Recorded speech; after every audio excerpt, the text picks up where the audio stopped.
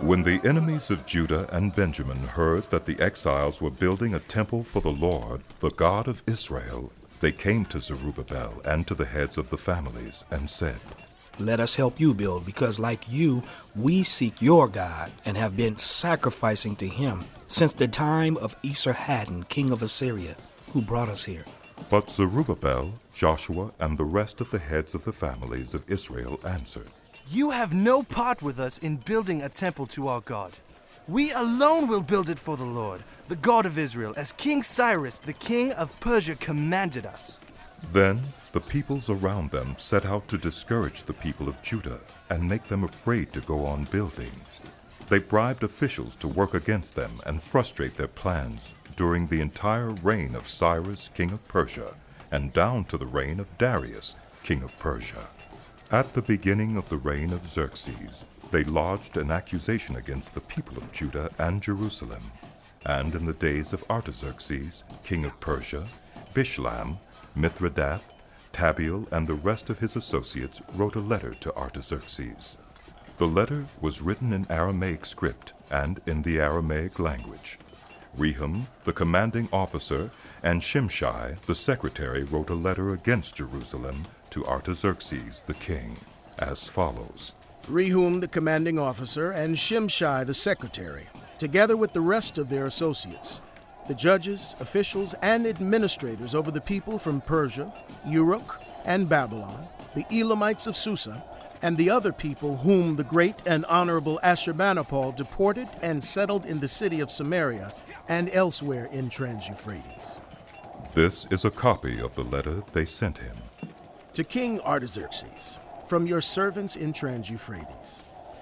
The king should know that the people who came up to us from you have gone to Jerusalem and are rebuilding that rebellious and wicked city. They are restoring the walls and repairing the foundations. Furthermore, the king should know that if this city is built and its walls are restored, no more taxes, tribute, or duty will be paid, and eventually the royal revenues will suffer. Now, since we are under obligation to the palace and it is not proper for us to see the king dishonored, we are sending this message to inform the king so that a search may be made in the archives of your predecessors. In these records you will find that this city is a rebellious city, troublesome to kings and provinces, a place with a long history of sedition. That is why this city was destroyed. We inform the king that if this city is built and its walls are restored, you will be left with nothing in Trans-Euphrates. The king sent this reply. To Rehum, the commanding officer, Shimshai, the secretary, and the rest of their associates living in Samaria and elsewhere in Trans-Euphrates. Greetings. The letter you sent us has been read and translated in my presence. I issued an order and a search was made. And it was found that this city has a long history of revolt against kings and has been a place of rebellion and sedition. Jerusalem has had powerful kings ruling over the whole Trans-Euphrates, and taxes, tribute, and duty were paid to them. Now issue an order to these men to stop work, so that this city will not be rebuilt until I so order.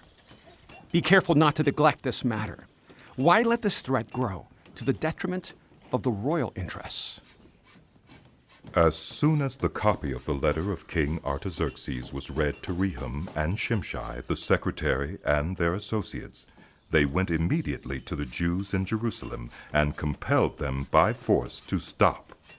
Thus the work on the house of God in Jerusalem came to a standstill until the second year of the reign of Darius, king of Persia.